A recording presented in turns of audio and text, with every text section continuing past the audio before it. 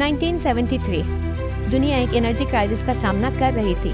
Oil prices अचानक sky rocket कर गए और गवर्नमेंट ने अपने लोगों को रिलीफ देने के लिए सब्सिडीज देना शुरू की। लेकिन उस वक्त लिया गया ये डिसीजन आज तक ग्लोबल इकोनॉमीज को शेप कर रहा है। आज भी सवाल यही है कि सब्सिडीज वाकई मदद है या एक महंगी आदत। अब इस सब में सबसे ज्यादा जरूरी बात ये है कि सब्सिडीज होती क्या है।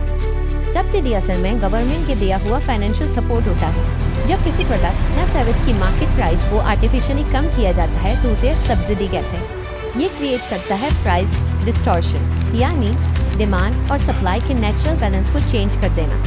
कस्टमर्स को लगता है चीज सस्ती है लेकिन असल कॉस्ट कहीं और शिफ्ट हो जाती है। अब यकीनन आपके ज़हन में ये सवाल आ रहा होगा कि अगर कॉस्ट शिफ्ट करती है तो वो पैसा कहाँ से आता है। यहाँ आता है फिस्कल डेफिसिट। जब गवर्नमेंट के एक्सपेंडिचर्स उसके रेवेन्यू से ज्यादा हो जाते हैं, इस गैप को फिल करने के लिए गवर्नमेंट्स को बोरोइंग करनी पड़ती है। ये बोरोइंग कन्वर्ट होती है पब्लिक डेट, यानी वो टोटल कर्ज जो एक कंट्री को रीपे करना होता है, अक्सर इंटरेस्ट के साथ। इस प्रोसेस को कहते हैं डेब्ट फाइनेंसिंग।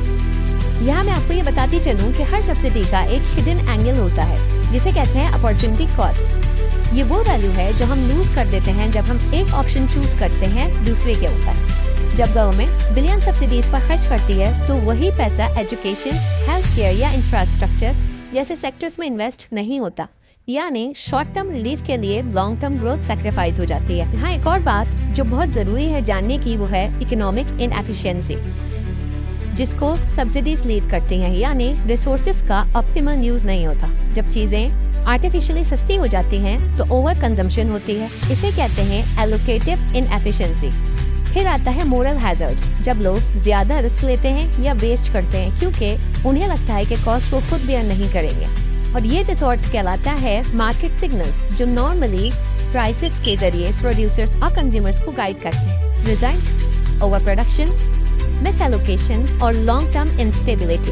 1973 से लेकर आज तक सब्सिडीज ने इकोनॉमीज को स्टेबलाइज भी किया है और वीकन भी। असल सवाल ये नहीं कि सब्सिडी अच्छी है या बुरी, सवाल ये है क्या हम उनकी रियल कॉस्ट समझ रहे हैं।